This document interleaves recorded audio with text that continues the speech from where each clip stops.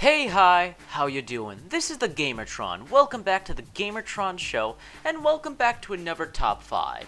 You know what? Since I have the power, and since I have so many viewers, and since I'm able to get at least a little bit of the word out there, I want you guys to talk about some games. I want you guys to talk about some games that nobody seems to talk about nowadays.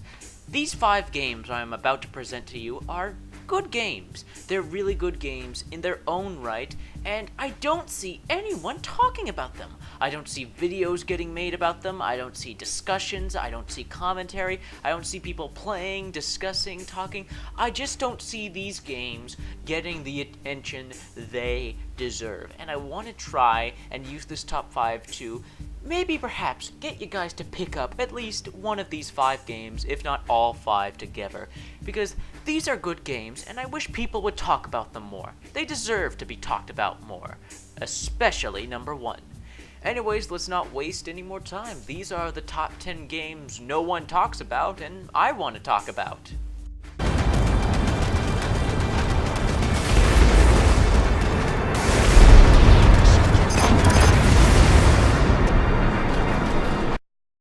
Number 5, Dark Void.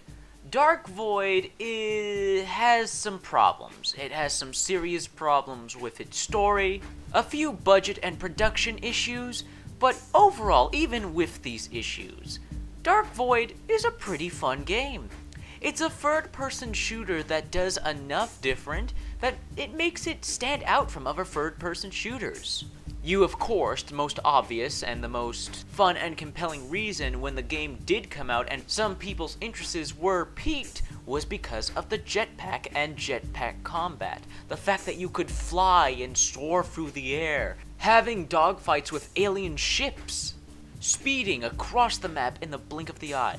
There was also that unique feature of a very different kind of cover system, that there was a vertical cover system that you could take cover from both above and below a platform, which was unique, very unique. Dark Void also had some memorable environments, fun to fight enemies, the jetpack and vertical cover system, of course. And Dark Void was just fun. It's a good game. It's a good, decent single-player game with some fun combat, interesting elements, a bit of a disappointing, if not very cryptic story. But Dark Void is worth talking about. It's worth taking a look at. Hell, there's even some Dark Souls-esque speculation and critiquing of the story at some points. There's a lot of cryptic, very subtle and confusing story moments and character motivations that who knows, there could be a deeper meaning behind, but because no one talks about Dark Void, we may never find out.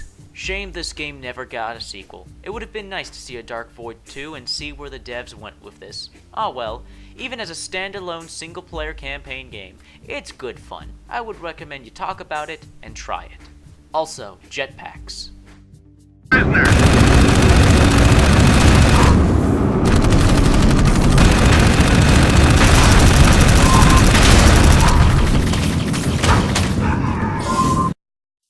Number 4, Enclave. Why the hell does nobody talk about Enclave? It seems like such a classic game, released in 2002. Oh jeez, that's a dozen years. This game was released over a decade, a dozen years ago. Dang, this is an old game, but that doesn't change the fact that it's still a good game, and it feels like a classic. It feels like a classic dark fantasy RPG hack and slash single player game. I mean, I really like Enclave, and you guys know me, I don't usually go for older video games. I'm more into games that have come out in only the past few years. But Enclave really impressed me and intrigued me, and I do not regret my purchase or playtime with it. It's a lot of fun. So many dark fantasy games nowadays abandon the simple premise of hack and slash and projectile combat. Usually, with dark fantasy games, they're restricted to RPGs, and we have that stupid turn-based combat or MMO-style combat, and I don't like that. I like games where I have control of my character, where if I click the mouse button, my character will attack when I want them to. and Enclave has that. Enclave also has the unique feature of being able to play as multiple characters through both campaigns. Yes, there are 2 campaigns. You'll get your money's worth of this game. A good side campaign, an evil side campaign, a light and dark side. And each campaign is very different from one another. It's not like copy-paste, same locations, different characters. They're actually 2 very different, unique campaigns. Enclave also has a very unique, very different fantasy universe, full of lore and a few memorable characters. It's a dark fantasy hack-and-slash action game that I really think more people should talk about, more people should play. I really think Enclave should be a classic, and it's not hailed as a classic. Nobody talks about Enclave, and hopefully with this top 5, you guys will check out Enclave and talk about it a bit more. It's a good game that deserves some attention.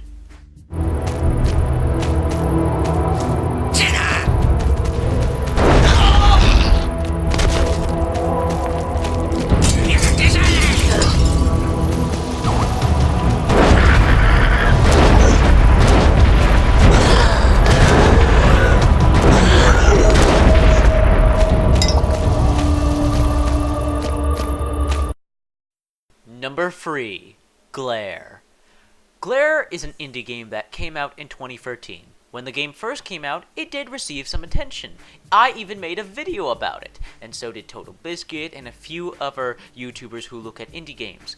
But since 2013 and since Glare came out, no one talks about the game anymore. It's been about a year since the game was released, and I don't see this game getting the attention it deserves. Glare is a great game. For an indie game, it's marvelous and impressive. It's a 2D platformer action-adventure game that is obviously inspired by other games in its genre and tries to improve upon them in some ways, tries to take its own spin with those mechanics. And what made 2D platformer action-adventure games popular back in the day. It pisses me off that Mario and Sonic get all the attention in the 2D platformer genre when great games like Glare deserve to be talked about. It deserves to be praised and hailed. The game is so charming. The game is beautiful to look at. The game is both fun, challenging. I'd take Glare over Mario and Sonic any day of the week. I loved Glare's little gameplay mechanics, such as using, well, your glare, your shine, in order to interact with enemies and the environment and to solve puzzles. I love how each and every level offered you with new abilities and rewards. And I just love the, cartoony nature of the game. The cartoony style. It's hard to believe that the Unity engine was used to create this game. It looks so beautiful. And the character models so colorful and creative. And not just that, it harkens back to the old days of 2D platformers while at the same time using some new school mechanics of today, especially when it comes to difficulty. The first few levels are slightly challenging, slightly mind-boggling, but like any good game, a good game does this. You know it's a good game when it does this. The game gets harder over time. Each level offers new challenges and new trials to overcome. The game gets harder with every level, and that final level will really test your skills at the game. Where in other games, if you select a difficulty, it's going to be easy, medium, hard, the whole way through. Not with Glare. It has such good pacing, and I really like Glare. I wish people would talk about this more instead of freaking Sonic and Mario. Glare deserves some in the spotlight. Glare spotlight. Anyways, on to the next number.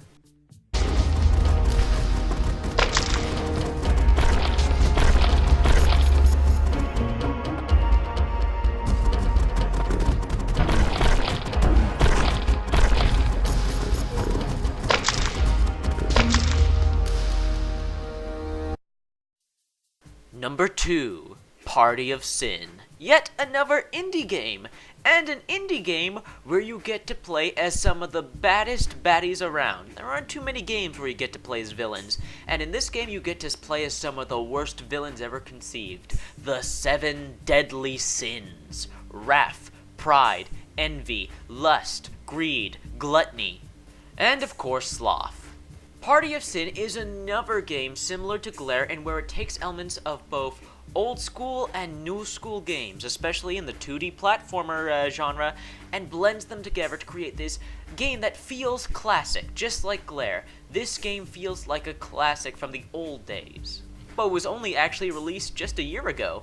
Party of Sin is good fun. It is so much fun, and even makes you feel smart at some points when you're switching between the 7 deadly sins. When you're switching between them, on the fly mind you, to solve puzzles and get through combat situations. Each of the 7 deadly sins has their own unique abilities that really makes them stand out from one another, and makes them memorable characters. And not just that, Party of Sin lets you have a literal party with your friends. The game has co-op, where you and your friends get to play as the different sins, and traverse the levels together, beat bosses, solve puzzles together. And of course, being a 2D platformer, there is so much creative 2D platforming, using all 7 deadly sins in conjunction with one another to get from point A to B, well, platforming. I am legitimately surprised, legitimately shocked that some of the big name YouTubers like PewDiePie, Markiplier, those kind of guys, haven't picked up and played Party of Sin and made videos on it, cause it's a good game. It's a good game, it's challenging, it's fun, it's funny. I recommend Party of Sin, and I really hope more people start talking about Party of Sin, cause it's a good game. And although being an indie, it deserves to be talked about. It deserves to have some discussion on it. Yeah, in my opinion. Anyways, before we reveal the #1 game that no one talks about and I want to talk about, here's a quick little recap of the previous 4 that you really should be talking about.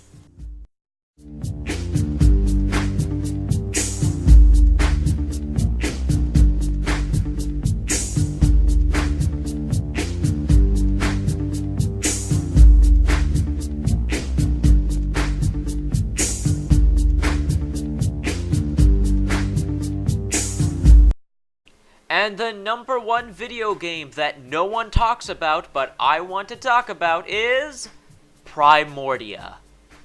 Primordia is one of my favorite games of all time. It's in my top 10. Primordia is beautiful. Primordia is amazing. I usually don't like 2D sprites or this 8-bit animation style, but god damn, Primordia looks so beautiful, and it has a beautiful story to match its beautiful scenery and its creative, unique sci-fi fantasy world. I love Primordia. Oh, I cannot stress enough. It pains me that no one talks about Primordia, that nobody talks about the different story choices, that nobody talks about the interesting characters, that nobody talks about the multiple endings that the game has.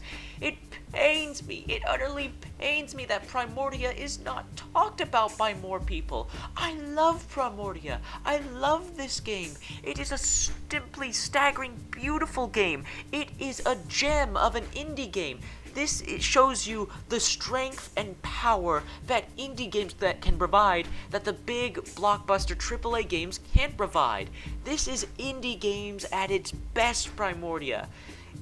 The storytelling is magnificent. It harkens back to old, really good point-and-click adventure games, having you use inventory, using the different items in your inventory to solve puzzles, having to be almost a detective to solve certain mysteries and puzzles, having you backtrack through memorable and beautiful looking scenery, interacting and talking with several different characters, and just like games like Mass Effect or Dragon Age, games like that, you have multiple dialogue options that can completely, I'm not joking, completely change the outcome of the story. I love Primordia. I really hope this video gets you guys talking about it, or hell, gets you guys to pick up one of these 5 games, especially Primordia. Because these are good games. These are good games that deserved to be talked about, and nobody talks about them anymore. And I hope after this video, I'll see a lot more discussion on these games. This has been the Gamertron. Hope you guys enjoyed this video, and I'll see you guys later. Remember to like, comment, and subscribe. Thank you very much, and later.